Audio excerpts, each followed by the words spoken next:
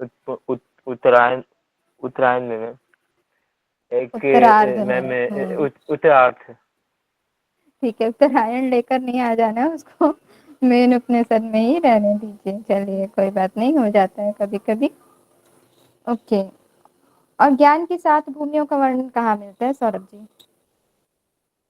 Ma'am ये उत्पत्ति प्रकरण में ही मिलता है 7, लेकिन मैम इसमें आपने 6 ही लिखवाया है। हाँ, उसमें 6 नहीं, कैसे? 5 ही मैम, 5 ही आपने उसमें कर लिखवाया था, ये पूछने वाला था। 7 आपने बोला था, लेकिन 5 ही उसमें नोट है मैम। नहीं, मैम ने 7 बताया था। 7 ही लिखा है ना मैम ने।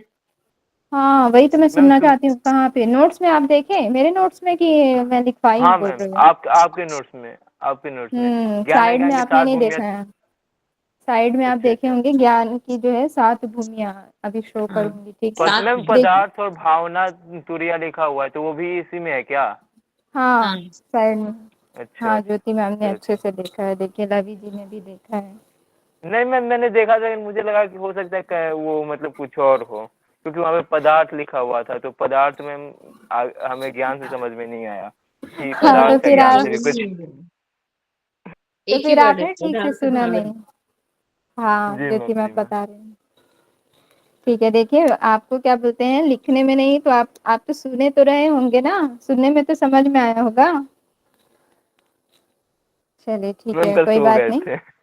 अच्छा, ठीक है, सोना नहीं है ना अभी, अभी जागना है एग्जाम तक अच्छे से। तो क्या क्या था ज्योति मैम, नाम बताइए। शुभेच्छा, विचारणा, हम्म, तनुमानसा, सत्वपत्ति, असंशक्ति, पदार्थ भावनी, तुर्यगा। वेरी गुड, बहुत बढ़िया। ठीक है। मुक्ति के 4 द्वारपाल कौन कौन से हैं लवी जी? मैम शम, दम, क्षम नहीं, क्षमा विचार करती हूँ, हाँ, क्षम, विचार, संतोष और सत्संगति। बहुत बढ़िया, ठीक है। चलिए, पुरुषार्थ का वर्णन कहाँ मिलता है सीमा जी?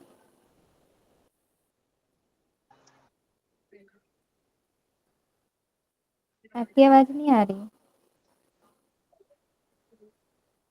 पुरुषार्थ का वर्णन कौन से प्रकरण में किया गया है?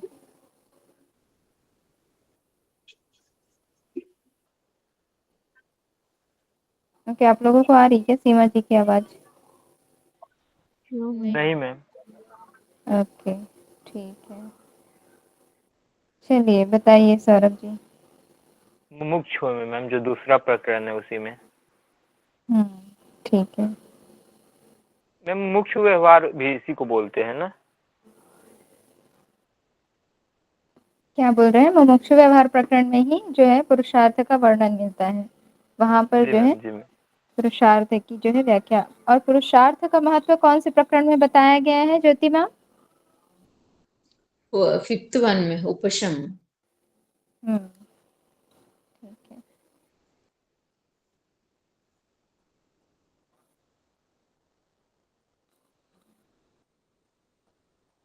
जीव की 7 भूमियां कौन कौन सी हैं? हाँ बोलिए लवी जी। श्रवण, मनन, निधिध्यासन, विलापनी, सुषुप्त, ब्रह्मरूप और तुर्यगा। ओके, बहुत बढ़िया। ओके सीमा जी, कोई नहीं, ठीक है। चित्त को शांत करने के साधन क्या हैं सौरभ जी? मैम चित्त को शांत करने के 2 साधन बताए गए हैं। ये मैम हम्म, जो है 6 वन के पूर्व पूर्वार्ध में, पूर्वार्ध के 6 प्रकरण के 13वें संघ के तीसरे श्लोक में आता है। इसमें जो है मैम आत्मज्ञान और जो है प्राण निरोध, मतलब प्राणायाम के बताए गए हैं। ओके, ठीक है।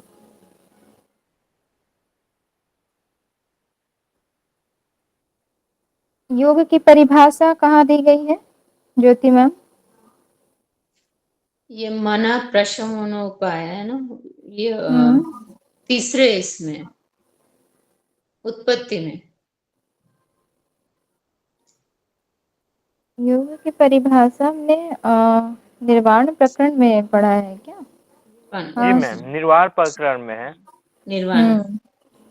ठीक है, ओके। 6/9/32। ठीक है। 6 नंबर 32 में मैम उत्तरार्ध प्रकरण में बताया था 3, 9 और 32। हाँ, ठीक है।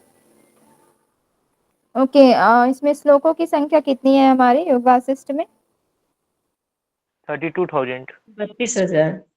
ओके, इनके अन्य नाम क्या क्या हैं ग्रंथ के? महारामायण, उत्तर रामायण, महारामायण है, उत्तर वशिष्ठ रामायण है, महारामायण, वशिष्ठ। हम्म। आर्ष रामायण। ओके, ठीक है। सर्ग की कितनी संख्या बताई गई है? 734 मैम, 734। ना, रॉन्ग है। 674। 674। यस, करेक्ट है। ठीक है, चलिए, तो आप लोगों ने एग्जाम का डेट देख लिया है ना? जी मैम। हाँ जी, तो तैयारी अपनी जारी रखिए अच्छे से, बिना किसी टेंशन के, है ना, जो है हमको तैयारी करनी है। ओके, और साथ ही साथ जो है अपना प्राणायाम वगैरह ध्यान जो है वो जारी रखें, छोड़ना नहीं है अपन को। ओके, भले आप आधे घंटे ही करें। चलिए, हमने कहाँ तक देखा था? तो आप लोगों ने सभी प्रश्नों के उत्तर अच्छे से दिए हैं, तो मैं आप लोगों से संतुष्ट हूँ कि आप लोग अच्छे से पढ़ रहे हैं। चलिए, एक बार रिवाइज कर लेते हैं, फिर आगे बढ़ते हैं। कल हमने देखा था ग्रंथ का परिचय। इसके रचयिता जो है महर्षि वाल्मीकि जी हैं। ये महारामायण के समय इस ग्रंथ को लिखी गई है, अर्थात रामायण काल में ही। इस ग्रंथ की जो मूल भाषा है वो संस्कृत है। संवाद जो है गुरु वशिष्ठ और प्रभु श्री राम जी के मध्य हो रहा है। इसकी रचना शैली जो है संवादात्मक है, और ये जो मूल अवधारणा जो कॉन्सेप्ट है इसका, वो अद्वैत वेदांत पर आधारित है। और जो इसका केंद्र बिंदु है वह भी ब्रह्म पर आधारित है।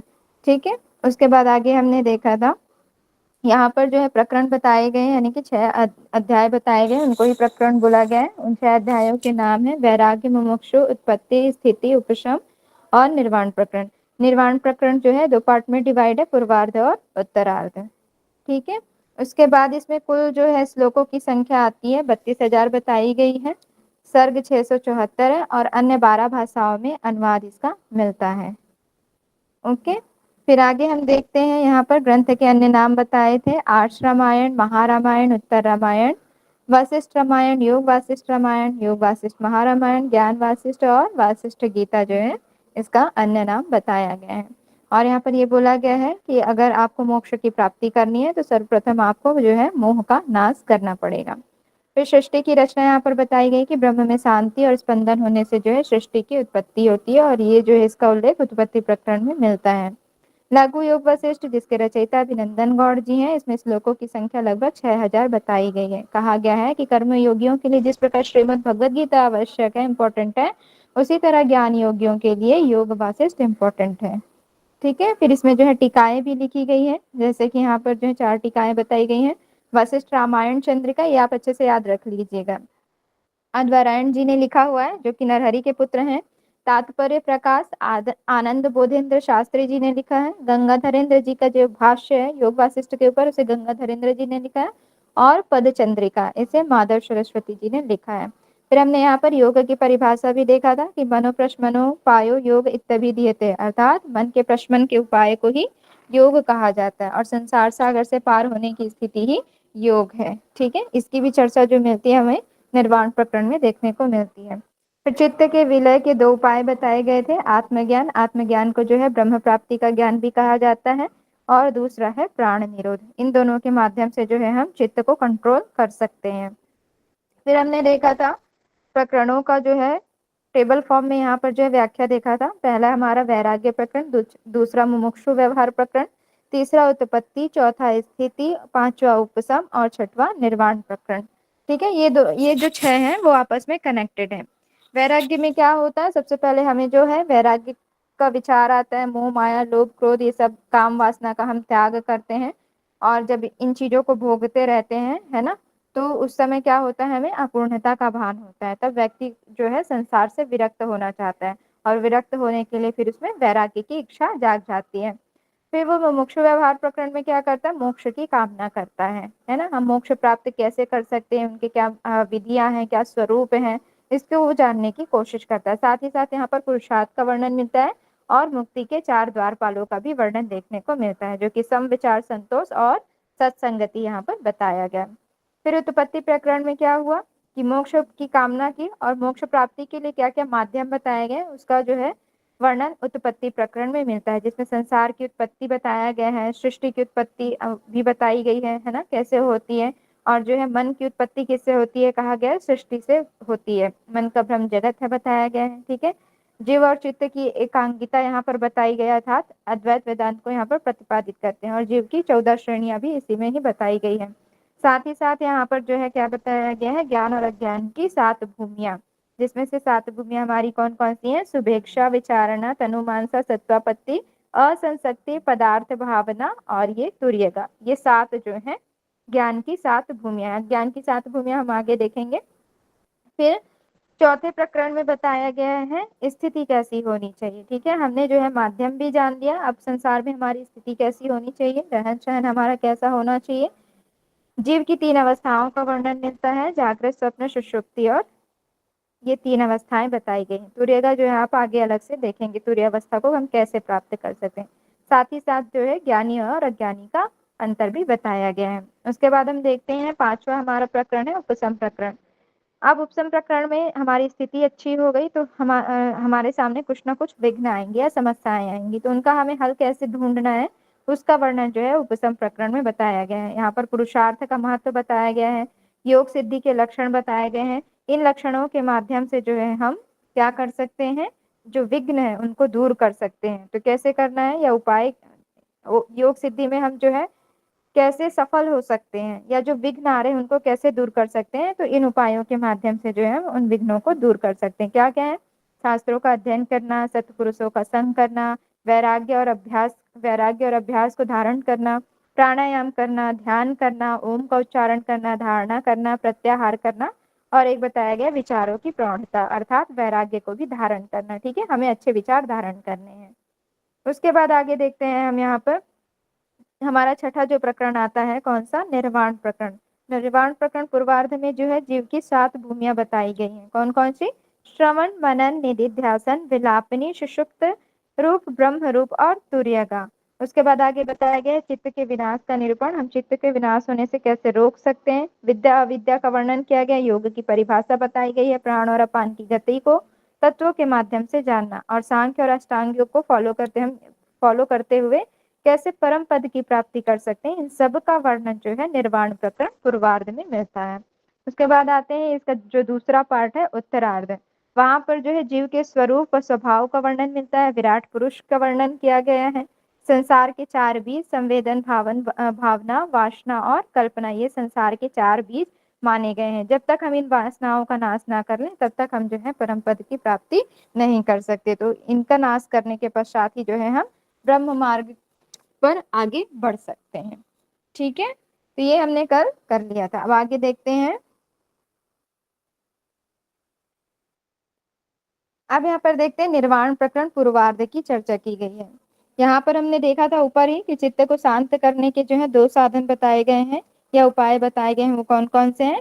तो पहला है आत्मज्ञान, ठीक है, या ब्रह्म ज्ञान बोल सकते हैं, और दूसरा है प्राण निरोध। इनके माध्यम से जो है हम चित्त को शांत कर सकते हैं या भ्रमित होने से रोक सकते हैं।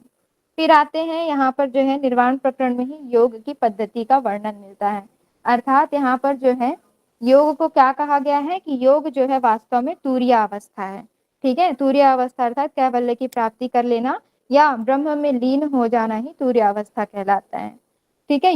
जीव की जो है 3 अवस्थाएं कौन से प्रकरण में मिलता है उसका वर्णन, जीव की 3 अवस्थाओं का, चौथे में हमें स्थिति में मिलता है, जागृत, स्वप्न, सुषुप्ति ही मिलता है। ओके, तो वहां पर जो है 3 अवस्थाएं बताई गई हैं। अब चौथा जो अवस्था है तुरीय अवस्था, इसको हम अलग से देखेंगे। इसका वर्णन जो है हमें कहाँ मिलता है, निर्वाण प्रकरण पूर्वार्ध में। निर्वाण प्रकरण पूर्वार्ध में इसलिए मिलता है क्योंकि यहाँ पर जो है तुर्यावस्था अर्थात ब्रह्म में लीन हो जाना, या जो है हमारी समाधि की जो अंतिम स्थिति होती है उसको जो कहा जाता है तुर्यावस्था कहा जाता है। ठीक है, इसलिए इसका जो वर्णन मिलता है वो कहाँ मिलता है, हमारे निर्वाण प्रकरण पूर्वार्ध में मिलता है। अब यहाँ पर जो है तुर्यावस्था को प्राप्त करने के लिए साधक को 3 पद्धतियों से होकर गुजरना पड़ता है, या 3 पद्धतियों का पालन करना पड़ता है। ठीक है, वो कौन कौन सी है? तो पहला है एकत्व की दृढ़ भावना, दूसरा मनोलय, और तीसरा प्राण निरोध। ठीक है, पहला क्या है? एकत्व की दृढ़ भावना, मनोलय और प्राण निरोध। ये तीनों को फॉलो करते हुए, इन तीनों को प्राप्त करने के पश्चात ही जो है हम तुर्यावस्था को प्राप्त कर सकते हैं। ठीक है, और तुर्यावस्था का अर्थ यहाँ पर क्या बताया गया है? समाधि या समाधि की शुरुआत कही गई है। ठीक है, योग को क्या कहा गया है कि योग ही जो है वास्तव में तुर्यावस्था है, और तुर्यावस्था अर्थात समाधि या फिर समाधि की शुरुआत। ठीक है, या समाधि की प्रारंभिक स्थिति जो होती है उसको हम तुर्यावस्था कहते हैं। और तुर्यावस्था को प्राप्त करने के लिए इन तीनों को फॉलो करना है, एकत्व की दृढ़ भावना, मनोलय और प्राण निरोध। अब ये तीनों होते क्या है, ये आगे देखते हैं हम। पहला आता है हमारा एकत्व की दृढ़ भावना। एकत्व की दृढ़ भावना अर्थात यहाँ पर जो है इसको फॉलो करेंगे तो क्या होगा, हमारा जो मन है वो शांत होकर विलीन हो जाएगा, और मन शांत होकर विलीन हो जाएगा अर्थात किसमें? ब्रह्म में। ठीक है, एकत्व यानी कि एक तत्व पर फोकस करना है। ठीक है, जैसे कि अगर हम किसी मान लीजिए ब्रह्म को प्राप्त करने के लिए किसी गुरु के सानिध्य में है, तो हमको केवल एक ही गुरु के बातों को या उपदेशों को मानना होगा। हम सोचें कि इधर से भी ज्ञान प्राप्त कर लें, इधर से भी ज्ञान प्राप्त कर लें, कुछ आगे से कुछ पीछे से, इस तरीके से तो हम कभी भी अपने लक्ष्य पर नहीं पहुंच पाएंगे। ठीक है, तो हमें क्या करना होगा? एक तत्व का अभ्यास करना होगा। योग दर्शन में क्या है इसका सूत्र नंबर? 1.32। क्या बोला गया है वहाँ? एक तत्व का अभ्यास करने को ही बताया गया है मैम वहाँ पे। तत् प्रतिषेधार्थम एक। तत् प्रतिषेधार्थम एकत्वाभ्यास। तत् ठीक है, प्रतिषेधार्थम एकत्वाभ्यास। जब हम एक तत्व की भावना करेंगे, है ना, तो मन क्या होगा? शांत होकर ब्रह्म में विलीन हो जाएगा, और प्राण का जो निरोध है वो स्वयं ही अपने आप हो जाएगा। हमें जो है अलग से उसकी प्रैक्टिस करनी नहीं पड़ेगी। ठीक है, तो जब हम एकत्व की दृढ़ भावना करेंगे अर्थात एक तत्व की ही दृढ़ भावना करेंगे, उस पर ही रम जाएंगे, तो हम जो है तुर्यावस्था को प्राप्त कर सकते हैं। अब देखते हैं एकत्व की दृढ़ भावना के अंतर्गत क्या आता है। पहला है ब्रह्म भावना, दूसरा है अभाव भावना, और तीसरा है केवल भावना। ठीक है, तो ये 3 भावना हमको करनी है, तो हम जो है तुर्यावस्था के स्टेज पर पहुंचेंगे। ब्रह्म भावना अर्थात ब्रह्म का ध्यान करना है। अभाव भावना अर्थात जो हमारे पास कमी है उस पर हमको ध्यान नहीं देना है ना, जो हमारे पास है उसमें ही संतुष्ट रहना है, इसलिए अभाव भावना करना है। और केवल भावना करना है। केवल भावना अर्थात यहाँ पर केवल कुंभक से ले सकते हैं, केवल का यहाँ पर जो है सही तरीके से डिफाइन नहीं किया गया, तो केवल भावना ये भी हो सकता है कि केवल ब्रह्म की ही भावना करनी है, या केवल कुंभक से यहाँ पर हम समझ सकते हैं। ठीक है, तो ये आप याद रखिएगा कि हमको जो है तुर्यावस्था प्राप्त करने के लिए 3 पद्धतियों का पालन करना है, एकत्व की दृढ़ भावना, दूसरा मनोलय और तीसरा प्राण निरोध। फिर हम एकत्व की दृढ़ भावना के अंतर्गत 3 भावनाएं करेंगे। कौन कौन से? पहला है ब्रह्म भावना अर्थात ब्रह्म का ध्यान करना है। अभाव भावना, जो भी अभाव है उस पर ध्यान न देते हुए जो चीजें हैं उस पर ही संतुष्ट रहना। और तीसरा केवल भावना। ठीक है, इन 3 चीजों से क्या होगा कि हमारा मन शांत होकर ब्रह्म में विलीन हो जाएगा, और प्राणों का निरोध जो है ऑटोमेटिक ही हो जाएगा, यानी कि प्राण ऑटोमेटिक ही कंट्रोल हो जाएंगे, नियंत्रित हो जाएंगे। ठीक है, उसके बाद आते हैं दूसरा क्या कहा गया है? मनोलय करना। अब मनोलय कैसे करेंगे? मनोलय का अर्थ है मन में लीन हो जाना, है ना, मन को ही जो है ब्रह्म में लीन कर लेना, वो अवस्था कहलाएगी मनोलय अवस्था। ठीक है, मन ही क्या है? मन की उत्पत्ति किससे हुई है? क्या बताया गया है? मन की उत्पत्ति मन कहाँ की से हुई उत्पत्ति है? मैम सृष्टि कर्म में तो मैम अहंकार से हुई है। पहले मैं था, हमने यहाँ पर अहंकार योग अहंकार वासिष्ठ में क्या पढ़ा है? योग वासिष्ठ में हमने क्या पढ़ा है ज्योति मैम? मन की उत्पत्ति कहाँ से मन की होती है? उत्पत्ति सृष्टि से हुई है, सृष्टि से हुई है। वो योग वशिष्ठ में सृष्टि बताया हुआ है। हाँ जी, ठीक है। सृष्टि को देखते उसमें संवेदन पूर्ण होने से है ना, आत्मा का। हाँ, और मन का भ्रम ही क्या है? जगत है ना। तो मन क्या जगत। है? मन की उत्पत्ति हुई है संसार से, और मन का भ्रम जो है जगत है, अर्थात मन ही जो है इस संसार में इधर उधर भटकते रहता है। हाँ क्या हुआ? हाँ ठीक है, ओके ठीक है, सॉरी। चलिए, तो हमने क्या पढ़ा था कि मन की उत्पत्ति जो है कहाँ से हुई है, सृष्टि से हुई है, और मन का भ्रम जो है जगत है। तो ये मन जो है संसार में ही इधर उधर घूमते रहता है ना, संसार को यही चलाने वाला है। तो मन कैसे शांत होगा? जब हम क्या करेंगे, ब्रह्म की भावना करेंगे, है ना, एकत्व भावना करेंगे, अभाव भावना करेंगे। और साथ ही साथ क्या होगा, जब हम इस तरीके से भावना करेंगे, जब एकत्व की दृढ़ भावना हो जाएगी, तो मन जो है ऑटोमेटिक ही शांत हो जाएगा। और शांत होगा तो क्या होगा, प्राणों का स्पंदन रुक जाएगा, अर्थात ऑटोमेटिक ही जो क्या होगा, केवल कुंभक है वो लग जाएगा, यानी कि प्राण स्थिर हो जाएगा, मन शांत हो जाएगा, और ब्रह्म में हम लीन हो जाएंगे। ठीक है, तो मन को लय करने के क्या क्या उपाय हैं वो यहाँ पर बताया गया है कि हम किस तरीके से मन को लय कर सकते हैं, स्थिर कर सकते हैं। तो यहाँ बोला गया है ज्ञान युक्ति के माध्यम से, ज्ञान के थ्रू, संकल्प भावना से, संकल्प के थ्रू, है ना, जब हम संकल्प करेंगे कि मन को हमको शांत रखना है ना, एक ही चीज पर जो है हमको केंद्रित रखना है, एक ही चीज पर ध्यान लगाना है, एक ही लक्ष्य पर ध्यान लगाना है। तो जब हम इस तरीके से संकल्प से उन चीजों को फॉलो करेंगे तो भी मन जो है हमारा शांत हो जाएगा। भोगों से विरक्ति, अर्थात जो काम वासना है, जो भोग है, उनसे हमें क्या करना है, डिटैच होना है, वैराग्य धारण करना है। वासनाओं का त्याग, अहंकार का त्याग, असंग का त्याग, असंग का त्याग यहाँ पर जो है बुरी संगति होती है ना, उनका त्याग बोला गया है। और हमें क्या करना है, सत्संगति करनी है। कर्तव्य भाव का त्याग, ठीक है, जब हम समाधि की अवस्था में होते हैं तो क्या बोलते हैं कि वहां पर भी जो है हमको अपने कर्तव्य भाव का भी हमको त्याग कर देना है, यानी कि कुछ भी चीजों का हमें स्मरण नहीं होना चाहिए, तब हम जाके जो है समाधि की अवस्था को प्राप्त कर पाएंगे। तो यहाँ पर कर्तव्य भाव का भी त्याग करने के लिए कहा गया। सर्व त्याग, अर्थात सभी चीजों का त्याग कर देना है। समाधि का अभ्यास करना है और लय क्रिया करना है। जब हम इस तरीके से इन चीजों को फॉलो करेंगे तो मन हमारा जो है ऑटोमेटिक ब्रह्म में लीन हो जाएगा। तो ये सारे जो है मनोलय के उपाय बताए गए हैं, तो इसको आप लोग अच्छे से याद कर लीजिएगा, सीक्वेंस में भी पूछा जा सकता है। ठीक है, तो पहली जो है तुरीयावस्था को प्राप्त करने की पद्धति बोली गई है, एकत्व की दृढ़ भावना। एकत्व की दृढ़ भावना के अंतर्गत हमें जो है ब्रह्म भावना, अभाव भावना और केवल भावना करना है। फिर दूसरा उपाय बताया गया है मनोलय का। तो मनोलय के यहाँ पर मन को लीन करने के क्या क्या उपाय हैं? तो पहला, ज्ञान से युक्त होना होगा, यानी कि ज्ञान को प्राप्त करना होगा, ज्ञान धारण करना होगा, संकल्प भावना करनी होगी, भोगों से वैराग्य धारण करना होगा, वासनाओं का त्याग करना होगा, अहंकार का त्याग, असंग का त्याग, कर्तव्य भाव का त्याग, सर्व त्याग, और समाधि का अभ्यास करना है। तत्पश्चात लय की क्रिया करनी है। ठीक है, लय की क्रिया करना अर्थात जब चित्त पूर्ण तरीके से किसमें लीन हो जाएगा, ब्रह्म में लीन हो जाएगा, तब वो जो है कहलाता है क्या, लय क्रिया कहलाती है। अब तीसरा आता है प्राण निरोध। प्राण निरोध अर्थात पूरक, रेचक और कुंभक का अभ्यास करना है। ठीक है, यहाँ पर देखते हैं क्या कहा गया है। तीसरा यहाँ पर जो बताया गया है, पूरक, रेचक और कुंभक का अभ्यास करने के लिए कहा गया है।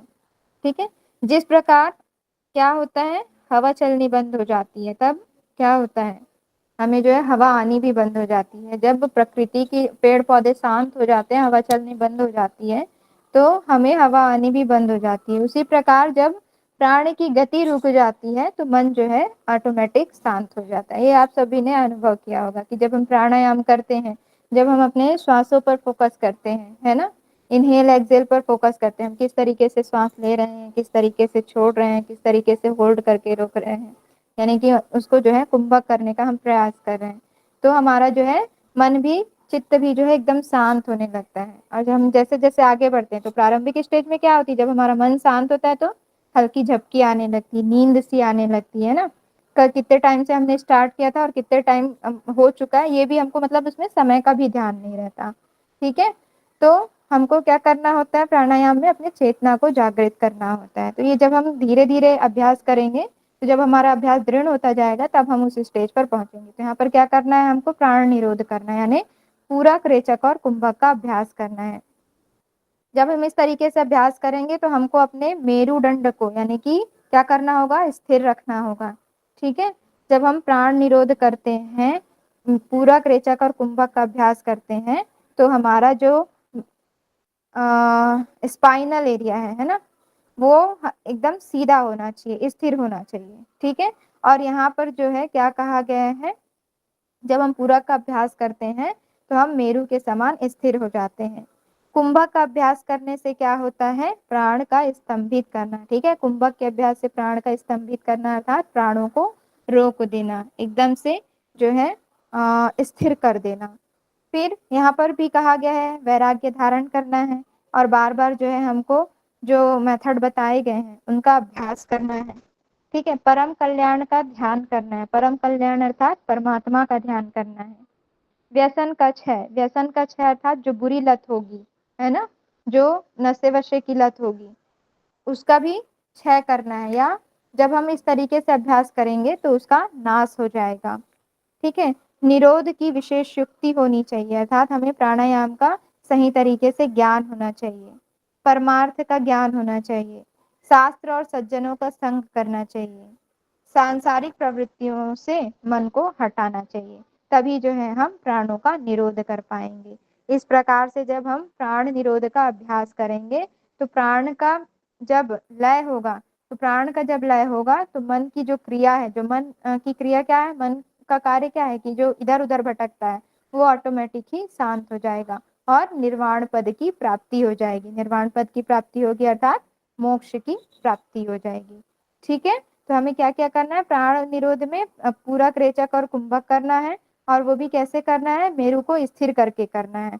जब हम इस तरीके से अभ्यास करेंगे तो हमारा अभ्यास दृढ़ हो जाएगा और कुंभक के अभ्यास से हमारा जो है प्राण स्तंभित हो जाएगा अर्थात स्थिर हो जाएगा।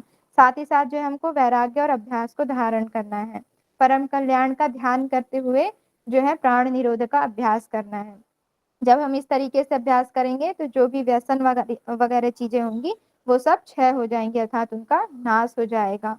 ठीक है, निरोध की विशेष युक्ति अर्थात यहाँ पर जो है प्राण वायु की हमें जो है अच्छे से उसको रोकने की क्रिया आनी चाहिए, है ना, उसका अच्छे से ज्ञान होना चाहिए, शास्त्र और सज्जनों का संग करना चाहिए और सांसारिक प्रवृत्तियों से मन को हटाना चाहिए। इस तरीके से जब हम करेंगे तो हम तुर्यावस्था को प्राप्त कर पाएंगे। तुर्यावस्था को प्राप्त कर पाएंगे अर्थात समाधि की स्थिति को प्राप्त कर पाएंगे। क्लियर है? जी मैम। हम चलिए, तो इसको आप लोग अच्छे से याद कर लीजिएगा। ठीक है, तुर्यावस्था को प्राप्त करने के लिए 3 मेथड यहाँ पर बताए गए हैं, एकत्व की दृढ़ भावना, मनोलय और प्राण निरोध। अब आते हैं हम आदि व्याधि का वर्णन भी जो है निर्वाण प्रकरण में किया गया है। ठीक है, वो हम आगे देखेंगे। अब हम देखते हैं मुक्ति के 4 द्वारपाल।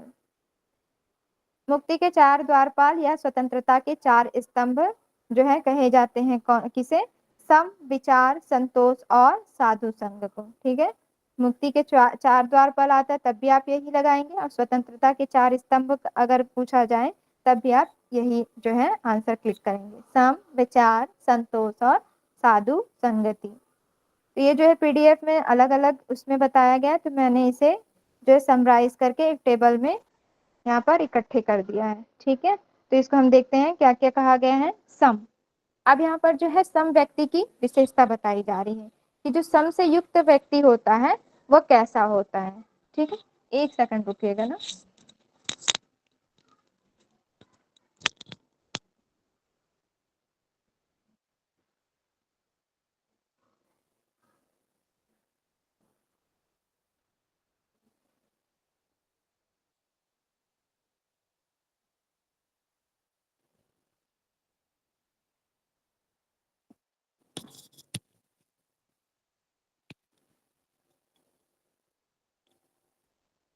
चलिए, अब हम देखेंगे यहाँ पर कि सम का अर्थ क्या होता है, समत्व का भाव रखना, है ना। तो जो सम से युक्त व्यक्ति होता है उसको कैसे रहना चाहिए या हमें शांत कैसे रहना चाहिए, उसकी विशेषता यहाँ पर बताई जा रही है। देखते हैं क्या कहा गया है सम को। सम ही शिव है कहा गया है। ठीक है, सम ही क्या है, शिव है। भ्रांतियों का निवारण जो है सम व्यक्ति, जो शांत व्यक्ति रहता है वो भ्रांतियों का निवारण अच्छे से कर सकता है। ठीक है, इसलिए हमें शांत रहना चाहिए। समयुक्त व्यक्ति परम शुद्ध और विष्णु तुल्य होता है। ठीक है, जो समयुक्त व्यक्ति होता है, जो शांत व्यक्ति होता है वो क्या होता है, परम शुद्ध होता है और विष्णु तुल्य होता है। इस तरीके से यहाँ पर जो है संज्ञा दी गई है, तो ध्यान रखिएगा क्वेश्चन आ सकता है। सम ही सम को कहा गया है, शिव दे सकते हैं, विष्णु दे सकते हैं, है ना, हरि दे सकते हैं या रुद्र दे सकते हैं, इस तरीके से। तो आपको लगाना है सम ही शिव है। ठीक है, समयुक्त व्यक्ति को क्या कहा गया, तो समयुक्त व्यक्ति क्या होता है, परम शुद्ध होता है, विष्णु तुल्य होता है, शांत पुरुष संसार में सर्वश्रेष्ठ होता है। और जो किसे संसार में श्रेष्ठ कहा गया है, तो जो शांत पुरुष होता है उसे संसार में श्रेष्ठ कहा गया है। ठीक है, तो इस तरीके से यहाँ पर जो है समयुक्त व्यक्ति की विशेषता बताई गई है। और भी बहुत सारी विशेषताएं हैं, आप जो है उसको पीडीएफ से पढ़िएगा। जो मेन मेन इंपॉर्टेंट पॉइंट था वो मैंने यहाँ पर लिख दिया है। जैसे कि यहाँ पर कहा गया है कि जो समयुक्त व्यक्ति होता है उसे दुख, चिंता और तृष्णा जो है नहीं होता, या उसके जो है दुख, चिंता ये सब जो है नष्ट हो जाते हैं। ठीक है, समयुक्त व्यक्ति को देखकर सब प्राणियों के मन में भी प्रसन्नता का भाव जाग जाता है ना। आप लोगों ने देखा होगा कि जो महापुरुष हैं वो हमेशा क्या होते हैं, शांत होते हैं। जब हम उनके दर्शन करते हैं या उनके सानिध्य में होते हैं तो हमारा मन जो है ऑटोमेटिक ही प्रसन्न हो जाता है। एक अलग से ही पॉजिटिव एनर्जी की जो है वहां पर हमको वाइब्स आने लगते हैं, या फिर जो हमें वैसा फील होने लगता है। ठीक है, तो इस तरीके से यहाँ पर जो है समयुक्त व्यक्ति की बहुत सारी विशेषताएं बताई गई हैं। समयुक्त व्यक्ति के सामने जो है विद्वान हो, राजा हो या बलवान हो, सभी जो है उस समयुक्त व्यक्ति की बात मानते हैं और सभी जो है मतलब उसको भी सर्वश्रेष्ठ समझते हैं। ठीक है, तो इस तरीके से यहाँ पर जो संयुक्त व्यक्ति की विशेषता बताई गई है। और संयुक्त व्यक्ति का जो स्वरूप बताया गया है वो कैसा होता है, परम सुख होता है। अर्थात जो संयुक्त व्यक्ति होता है वो परम सुख को प्राप्त करता है। ठीक है, उसका स्वरूप कैसा है, वो हमेशा सुखी होता है। फिर आते हैं दूसरा, यहाँ बताया गया है विचार। विचार का अर्थ होता है विवेक, है ना। तो यहाँ पर बोला गया है कि जो विचार से क्या होते हैं, अगर हम अच्छे विचार करते हैं तो उससे हमारी जो बुद्धि होती है वो क्या होती है, तीक्ष्ण होती है, तेज होती है, शार्प होती है ना। और जब इस तरीके से हमारी बुद्धि हो जाती है तो हम परम पद का दर्शन कर पाते हैं। ठीक है, तो क्या होता है, जो विचार युक्त व्यक्ति होता है, यानी कि जो जिसके अच्छे विचार है ना, अच्छे विचार की यहाँ पर विशेषता बताई जा रही है कि जो अच्छे विचारों से युक्त व्यक्ति होता है उसकी बुद्धि जो है तीक्ष्ण होती है, और तीक्ष्ण होकर वो परम पद को प्राप्त कर पाता है या उसके दर्शन कर पाता है। संसार रूपी रोग की महाऔषधि है। अर्थात जो है जो अच्छे विचार करते हैं, है ना, तो वो अच्छे विचार जो है संसार रूपी रोग में महा औषधि अर्थात औषधि का काम करती है। ठीक है, मान लीजिए कोई नेगेटिव पर्सन है, हमेशा जो है उसे निराशाजनक बातें ही सूझ रही हैं, हमेशा वो नेगेटिव नेगेटिव सोचता है, तो वो किसी जो है अच्छे विचार या पॉजिटिव विचार वाले व्यक्ति के संपर्क में आता है तो आप देखेंगे ऑटोमेटिक से उसके विचार जो है चेंज होने लगते हैं, उसके व्यवहार में परिवर्तन आने लगता है, वो निराशावादी से आशावादी हो जाता है। ठीक है, तो वो जो विचार युक्त व्यक्ति होता है वो संसार रूपी रोगों में क्या करता है, महाऔषधि की तरह काम करता है। अविचार से बुद्धि सूक्ष्म होती है। अर्थात मनुष्य अगर बुरे विचार लाता है ना, मन में बुरे बुरे ख्याल आता है, तो उससे बुद्धि क्या होती है, सूक्ष्म हो जाती है, और फिर हम सही गलत का भी जो है पहचान नहीं कर पाते, हमें जो है वो फिर नीचे की ओर लेकर ही जाती है अगर हम अविचार से युक्त होते हैं तो। जिसमें विचार नहीं है वह दरिद्र और दुखी है, कहते हैं। ठीक है, जिसमें विचार नहीं है, ठीक है, यानी कि अच्छे विचार नहीं है, तो वो क्या होता है, दरिद्र और दुखी होता है। ठीक है, विचारों वाला व्यक्ति जो है उदासीन होता है। अर्थात जो बुरे विचार वाला व्यक्ति होता है वो क्या होता है, उदासीन होता है। उसके बाद यहाँ पर बताया गया है, ये क्रम बता दिया गया है, क्या कहा गया है कि जो विचार यानी कि अच्छे विचार का क्रम बताया जा रहा है। विचार से तत्व ज्ञान बढ़ता है, तत्व ज्ञान से जो है आत्मा में शांति आती है, आत्मा में शांति से मन में शांति होती है, और जब मन शांत होता है तो संपूर्ण दुखों का नाश हो जाता है। तो ये जो है अच्छे विचारों की विशेषता यहाँ पर बताई गई है।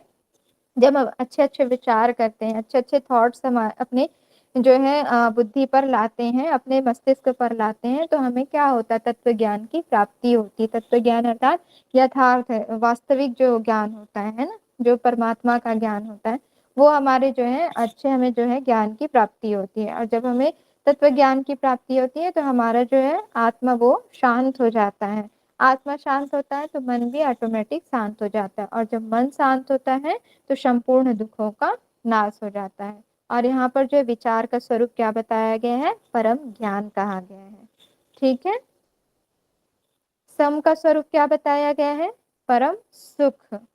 और विचारों का स्वरूप परम ज्ञान। ठीक है, इसे आप लोग अच्छे से याद रखेंगे, मैच करने के लिए आ सकता है। तो आगे और देखते हैं।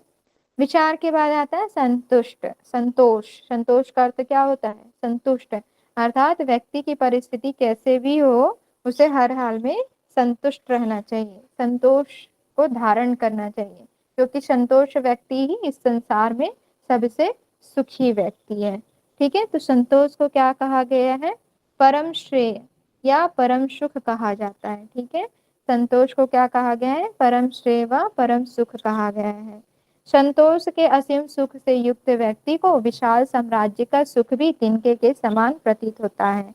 ठीक है, अर्थात जो व्यक्ति संतोष से युक्त है ना, जो अपने जैसे भी उसके पास जो भी चीज हो, अगर वो उसमें भी संतुष्ट है, तो अगर उसके सामने विशाल साम्राज्य का वैभव भी उसे दे दिया जाए तो वो भी वो तिनके के समान उसे लगता है। ठीक है, संतोषी व्यक्ति के मुख पर सदैव लक्ष्मी विराजमान होती है। ठीक है, यानी कि यहाँ पर जो है एक संज्ञा दी जा रही है कि जो संतोषी व्यक्ति होता है उसके मुख पर सदैव लक्ष्मी विराजमान रहती है। और संतोषी व्यक्ति का स्वरूप क्या होता है? परम लाभ, अर्थात वो हर हमेशा जो है लाभ का ही अनुभव करते रहता है। तो सम का स्वरूप जो है परम सुख है, विचार का स्वरूप परम ज्ञान है, संतोष का स्वरूप परम लाभ है। अब हम आगे देखते हैं साधु संगति अर्थात सत्संगति हमारी कैसी होनी चाहिए। ठीक है, तो जो संतुष्टि व्यक्ति होता है वो विकट से विकट परिस्थिति में भी क्या करता है? अपने आप को संतुष्ट रखता है, उन चीजों से वो घबराता नहीं है और समस्याओं का हल ऑटोमेटिक ही निकाल लेता है। अब आते हैं सत्संगति। सत्संगति से उत्पन्न विवेक रूपी पुष्प की रक्षा करते हैं, वे मोक्ष को प्राप्त करते हैं। अर्थात यहाँ पर ये बोला गया है कि जिसकी संगति अच्छी होती है ना, जो सत्संगति से युक्त जो विवेकी पुरुष है वो कैसा होता है? वो मोक्ष को प्राप्त करने का अधिकारी होता है। ठीक है, यहाँ पर बोला गया सत्संगति से उत्पन्न विवेक रूपी पुष्प की रक्षा करते हैं, यानी कि जो विद्वान जन होते हैं, ठीक है, वो क्या करते हैं? विवेक रूपी पुष्प की भांति उसको सत्संगति की रक्षा करते हैं। और जो सत्संगति में रहते हैं, अर्थात अच्छे संतों के सानिध्य में रहते हैं, उनकी संगति अच्छी होती है, तो वो मोक्ष प्राप्त करने के अधिकारी होते हैं और मृत्यु भी क्या होती है? उत्सव के समान लगने लगती है। अगर देखिए हमारी बुरी संगति है तो हम हमारे विचार भी बुरे ही होंगे, है ना, हम बुरे बुरे कार्य करेंगे। और सत्संगति हमारी अच्छी होगी तो कितनी भी विकट परिस्थिति हो, चाहे कितना भी हमारे सामने दुख हो, तो हमें जो है उसका रास्ता मिल जाएगा। क्यों? क्योंकि हमारी संगति अच्छी है, हम अच्छे के संगत में रह रहे हैं, तो हमें जो अच्छी अच्छी बातें जानने को मिलेगी, अच्छे ज्ञान मिलेंगे, है ना, सही मार्ग पर चलने के लिए जो है हमें लोग प्रेरित करेंगे। तो इसलिए हमारी संगति जो है अच्छी होनी चाहिए। ठीक है, तो क्या कहा गया है? सत्संगति से मृत्यु भी उत्सव हो जाती है और विपत्तियां संपत्तियां बन जाती हैं। अगर आपके पास अच्छे मित्र हैं, अच्छे परिवार हैं, है ना, अच्छे दोस्त हैं, गुरुजन हैं, तो आपकी जो है जितनी भी आपकी विपत्तियां आए आपके सामने, वो अच्छे से सॉल्व हो जाएंगे, आप जो है उन चीजों से अच्छे से बाहर निकल पाएंगे। फिर यहाँ पर सत्संगति की विशेषता बताई जा रही है कि सत्संगति क्या करती है? बुद्धि को बढ़ाने वाली होती है, अज्ञान का नाश करती है, मानसिक व्यथा को दूर करती है। ठीक है, हमारे जो भी मन में विचार कर रहे होते हैं उन सबको जो है दूर करती है। विवेक उत्पन्न होता है, सत्संगति से क्या होता है? विवेक उत्पन्न होता है और हृदय के अंधकार भी क्या होते हैं? दूर हो जाते हैं। ठीक है, तो इस तरीके से यहाँ पर जो है इनकी विशेषता बताई गई है कि सत्संगति से मृत्यु उत्सव हो जाती है, विपत्तियां संपत्तियां बन जाती हैं। इसलिए हमेशा जो है अच्छी संगति करनी चाहिए। सत्संगति से जो है हम संसार रूपी महासागर से बाहर निकल जाते हैं। ठीक है, और जो महात्मा होते हैं वो क्या करते हैं? विवेक रूपी पुष्प की भांति इसकी रक्षा करते हैं। सत्संगति से जो है हम मोक्ष प्राप्त कर सकते हैं। ठीक है, बुद्धि को बढ़ाने वाली होती है, ज्ञान का नाश करने वाली होती है, मानसिक व्यथा को दूर करती है, विवेक ज्ञान की उत्पत्ति करती है और हृदय के अंधकारों को दूर कर देती है। इसलिए कहा जाता है ना, जैसी संगति वैसे हमारे संस्कार होते हैं और वैसी हमारी बुद्धि होती है। ठीक है, और यहाँ पर जो है क्या बताया गया है? सत्संगति का परम सुख क्या होगा? स्वरूप क्या होगा? परम गति। परम गति इसलिए कि हमारी सत्संगति अच्छी होगी तो हम मोक्ष की प्राप्ति कर पाएंगे। ठीक है, तो यहाँ पर क्या कहा गया है? शांत का स्वरूप बताया गया है परम सुख, फिर विचार का स्वरूप बताया गया है परम ज्ञान, ठीक है, फिर संतोष का स्वरूप परम लाभ, और सत्संगति का स्वरूप जो है परम गति बताई गई है। ठीक है, तो जो है सभी लाभों में श्रेष्ठ कहा गया है संतोष को, सभी गति में सत्संग श्रेष्ठ है, परम गति श्रेष्ठ है, सभी ज्ञानी में जो श्रेष्ठ बताया गया है परम ज्ञान श्रेष्ठ है, और सभी सुखों में जो है परम सुख श्रेष्ठ है। ठीक है, इस तरीके से यहाँ पर जो है मुक्ति के 4 द्वारपालों का वर्णन किया गया है। क्लियर है ये?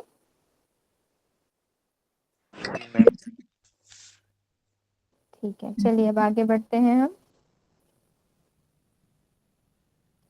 अब हम यहाँ पर देख लेते हैं ज्ञान और अज्ञान की 7 भूमियां।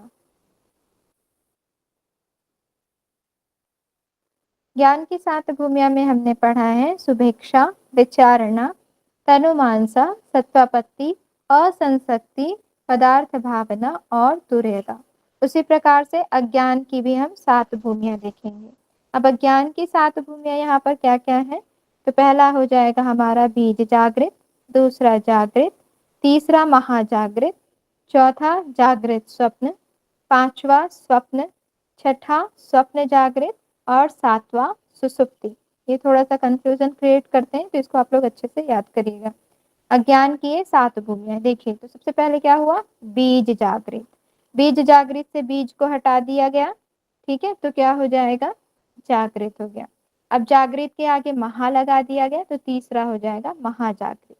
फिर महा को हटाकर जागृत के पीछे लगा दिया गया स्वप्न, तो यहाँ पर हो जाएगा चौथा जो है स्वप्न जागृत स्वप्न। फिर जागृत को हटा दिया तो स्वप्न हो गया, फिर स्वप्न के बाद फिर जागृत लगा दिया तो ये स्वप्न जागृत हो गया, और उसके बाद सुषुप्ति।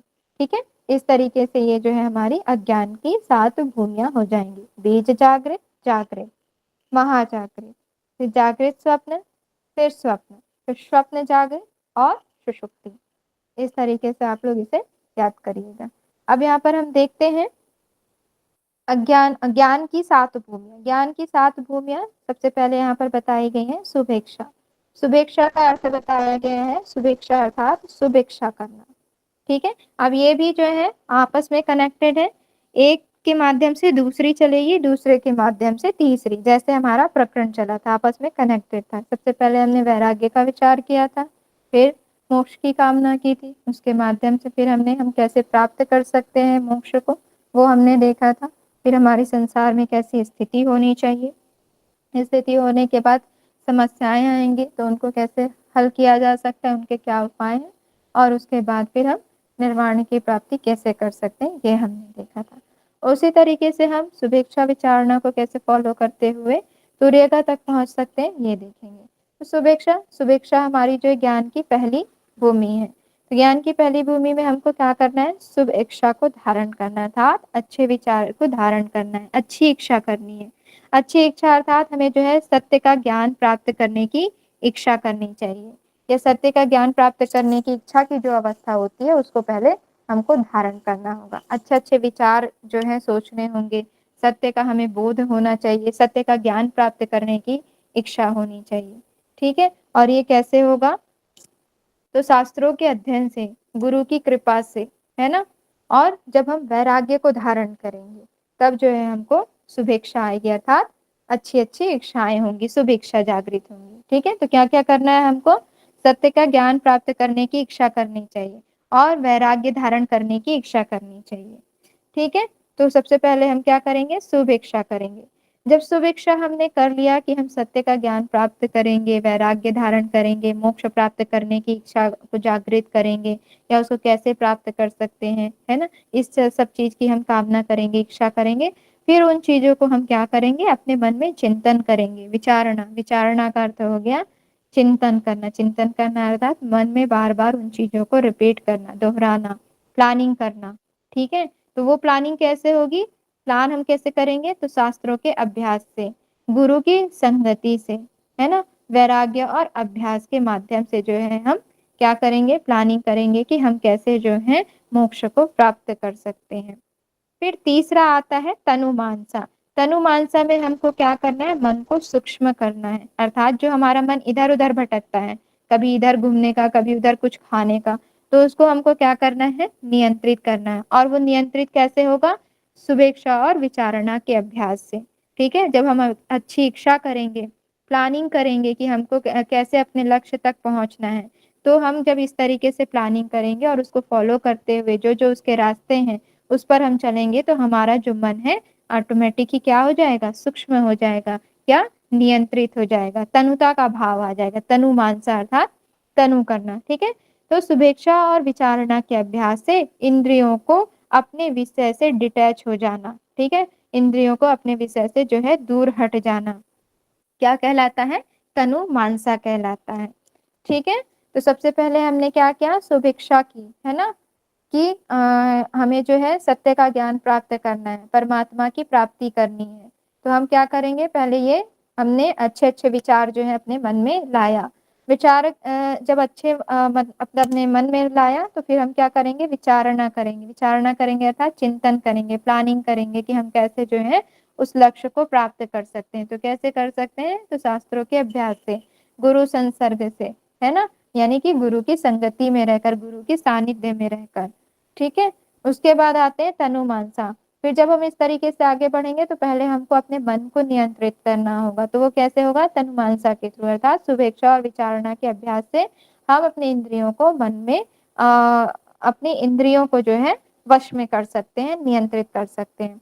फिर चौथा आता है सत्वापत्ति। सत्वापत्ति में कहा गया पहली तीन अवस्थाओं के अभ्यास से। अब पहली तीन अवस्था कौन कौन सी, बताइए। शुभेच्छा, विचारणी और तनुमानसा। अनुमान। ठीक है, जब हम शुभेच्छा कर लेंगे, विचारणा कर लेंगे, तनुमानसा कर लेंगे, तो जब इन तीनों की प्रैक्टिस हो जाएगी, तब हम क्या करेंगे, सत्वपत्ति का अभ्यास करेंगे। सत्वपत्ति का अभ्यास अर्थात अपने चित्त को पदार्थों से विरक्त होकर शुद्ध आत्मा में स्थित कर देंगे। ठीक है, जो हमारी आत्मा शुद्ध है उसमें हमको स्थित कर देना है। किन से, जो पदार्थ हैं, जो वस्तुएं हैं, जो हमारा मन इधर उधर भटक रहा है, उनसे विरक्त, विरक्त अर्थात डिटैच हो जाना है, और डिटैच होने के पश्चात उसको शुद्ध आत्मा में स्थिर कर देना है। ये हो जाएगी सत्वपत्ति। फिर पांचवा आता है असंसक्ति। प्रथम चार के अभ्यास से, अब प्रथम चार कौन कौन से, शुभेच्छा, विचारणा, तनुमानसा और सत्वपत्ति, जब इनमें हमारा अभ्यास दृढ़ हो जाएगा, तो बाह्य और आंतरिक सभी प्रकार के विषयों से डिटैच हो जाएंगे। ठीक है, क्या करेंगे, जब हम चारों का अभ्यास कर लेंगे, पहले तो हम सत्वापत्ति में क्या हो रहे थे, पदार्थों से विरक्त हो रहे थे और उसको शुद्ध आत्मा में स्थित कर रहे थे। असंसक्ति में हमको क्या करना है, कि बाह्य रूप से भी और आंतरिक रूप से भी सभी प्रकार के विषयों से हमको डिटैच हो जाना है, अर्थात इसमें हमारी स्थिति और दृढ़ हो जाएगी। किसमें स्थित होने के लिए, शुद्ध आत्मा में स्थित होने के लिए। फिर जब इनका अभ्यास हो जाएगा, तब हम करेंगे छठा जो है हमारा पदार्थ भावना। पदार्थ भावना में हमें क्या करना है, इसमें स्थिति और दृढ़ हो जाती है, बाह्य आंतरिक सभी पदार्थों का अभाव हो जाता है। ठीक है, सभी पदार्थों का अभाव हो जाता है, जो बाह्य रूप से था, जो आंतरिक रूप से था, हर प्रकार से जो है हम एकत्व की भावना यहाँ पर करने लगते हैं, अर्थात ब्रह्म तत्व का साक्षात्कार करने लगते हैं। ठीक है, यानी कि यहाँ पर हमारी स्थिति और दृढ़ हो जाती है। पहले तो थोड़ी होती है, फिर सत्वापत्ति में क्या होती है, हम पदार्थों से डिटैच होते हैं, धीरे धीरे हमारा अभ्यास बढ़ता है, तो असंसक्ति में बाह्य और आंतरिक रूप से जो पूर्ण तरीके से डिटैच हो जाते हैं, थोड़ी सी स्थिति जो है यहाँ पर और दृढ़ हो जाती है, और पदार्थ भावना में पूर्णता दृढ़ हो जाती है। जो गुड बेटर और बेस्ट वाली जो कंडीशन होती है, जो स्थिति होती है, वही यहाँ पर लागू होगी। ठीक है, सत्वापत्ति में हमारी स्थिति गुड होती है, असंसक्ति में थोड़ी सी और बेटर हो जाती है, और पदार्थ भावना में बेस्ट हो जाती है। ठीक है, तो सबसे पहले हमें क्या करना है, शुभेच्छा करना है, अच्छे अच्छे विचारों को जो है अपने मन में लाना है ना, अच्छी इच्छा करनी है। उसके बाद हमको क्या करना है, जो भी हम इच्छाएं कर रहे हैं उसको बार बार अपने मन में चिंतन करना है, प्लानिंग करनी है कि हमको कैसे जो है उस लक्ष्य तक हमको पहुंचना है। ठीक है, और उस लक्ष्य तक पहुंचने के लिए क्या करना पड़ेगा, हमें शास्त्रों का अभ्यास करना पड़ेगा, है ना, गुरु का सानिध्य करना पड़ेगा, सज्जनों का संग करना पड़ेगा। शास्त्रों का अभ्यास अर्थात जो हमारे पवित्र ग्रंथ हैं, वेद हैं, पुराण हैं, उनको श्रवण मनन निधिध्यासन करना पड़ेगा। जो हमारे संत महापुरुष हैं उनका सानिध्य करना पड़ेगा। वैराग्य अर्थात चीजों से जो है डिटैच होना पड़ेगा, है ना, दूर होना पड़ेगा। और अभ्यास यानी कि जो है, जो हमने ग्रहण किया है उसको प्रैक्टिस करनी पड़ेगी, बार बार हम उसको अभ्यास करेंगे, तब जो है आगे हम क्या करेंगे, अपने इंद्रियों को संयमित कर पाएंगे। ठीक है, तो ये संयमित करने की शक्ति किस में आ जाएगी, तनुमानसा में आ जाएगी।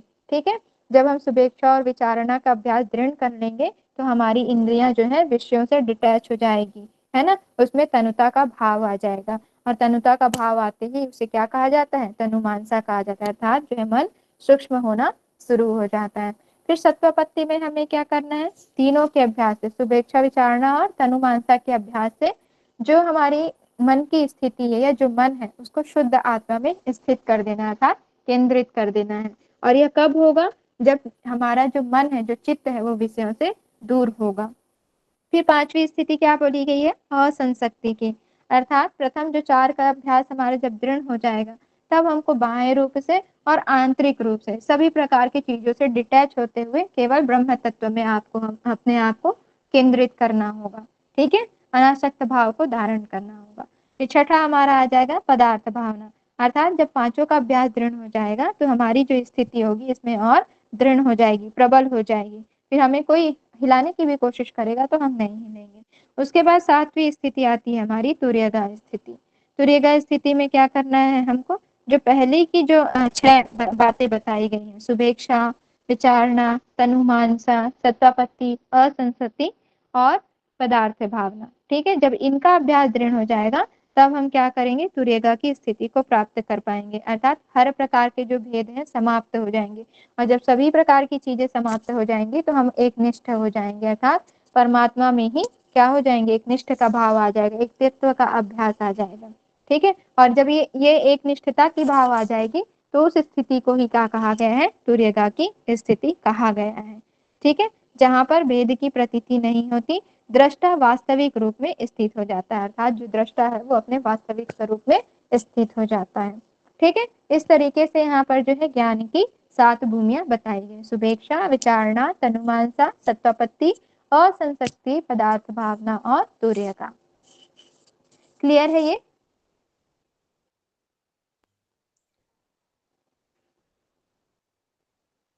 सो तो नहीं गया ना आप लोग, पता चला? ज्यादा हो गया ना इसलिए। ओके, कहीं पर कोई डाउट हो तो पूछ लीजिए अगर कुछ समझ ना आया हो तो। चलिए, मुझे लगा सुनते सुनते आप लोग भी ब्रह्म में लीन हो गए क्या? मतलब मैम ये क्या लिखा मैम? कहाँ? ये हर एक ये प्रतीत भेद की प्रतीति नहीं होती, दुष्टता वास्तविक रूप से स्थित हो जाता है। दुष्टता क्या मैम? दुष्ट हर प्रकार के भेद इसमें समाप्त हो जाते हैं। सातवां वाला बोल रहे हैं ना, तुर्यगा में। जी जी मैम, इसके नीचे जो लिखा है। हाँ, यहाँ पर भेद की प्रतीति नहीं होती, अर्थात जो भी हम पहले अवस्था में क्या होते हैं कि सब चीजों से, कुछ ना कुछ चीजों से हम जो है अटैच रहते हैं, या बोलेंगे यहाँ पर कि जो भी हम ध्यान कर रहे हैं तो उस चीज का हमें नॉलेज होता है, उसके स्वरूप अर्थ इन सब चीज का ज्ञान होता है। लेकिन तुर्यगावस्था में क्या होता है, उन सभी चीजों की समाप्ति हो जाती है, और जब उन सभी चीजों की समाप्ति हो जाती है तो हम एक निष्ठ हो जाते हैं, अर्थात हमारा केवल जो लक्ष्य होता है केवल ब्रह्म होता है। ठीक है, हमें ना अपने रूप का, ना अपने नाम का, ना अपने किसी भी चीज का हमें वहां पर भान नहीं होता। ठीक है, जी मैम। तो ये हो गया हमारा भेद की वहां पर प्रतीति नहीं होती, अर्थात दृष्टा जो है वास्तविक रूप में वहां पर जो है स्थित हो जाता है। फिर कोई भी वहां पर तपस्या भंग करने आए वो क्या बोलते हैं, अस्थित होगा ही नहीं, उन चीजों से जो है अटैच होगा ही नहीं। ओके, जी मैम। ठीक है, तो ये आपस में कनेक्टेड है एक दूसरे से। आप लोग एक बार इसको पढ़ेंगे ना खुद से तो आप लोगों को अच्छे से समझ में आ जाएगा। क्लियर है? जी आगे मैम। बढ़े? नहीं मैम, रहने दीजिए, काफी हो जाएगा। ओके, दो स्लाइड हमारी और रह गई, आदि और व्याधि की। चलिए ठीक है, 3 स्लाइड रह गई है। चलिए, तो इसे हम कल और एक बार रिपीट कर देंगे तो आप लोगों को समझ आ जाएगा। ठीक है,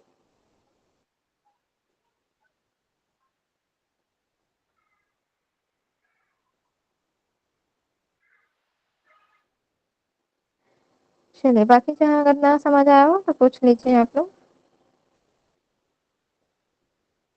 ये सब हमारे ना आध्यात्मिक ज्ञान से जो है रिलेटेड है। ठीक है, चलिए शांति पाठ करते हैं हम। कमर गर्दन सीधी रखें, आंखें सरलता से बंद, मन शांत। धीमी लंबी गहरी सांस लीजिए, छोड़िए। पुनः धीमी लंबी गहरी सांस लेते हुए प्रणव उच्चारण के पश्चात शांति पाठ।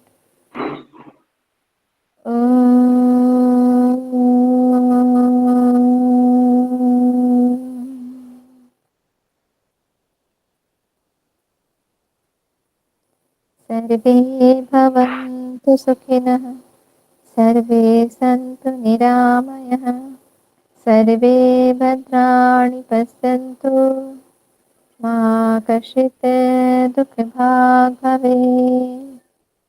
ॐ शान्ति शान्ति शान्तिः।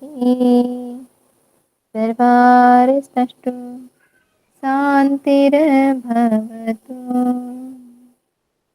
अपने दोनों हाथों को आपस में रगड़ते हुए धीरे से अपनी आंखों पर लेकर जाएं। माता पिता गुरुजन और ईश्वर को प्रणाम करते हुए, धन्यवाद करते हुए धीरे से अपनी आंखें खोलें।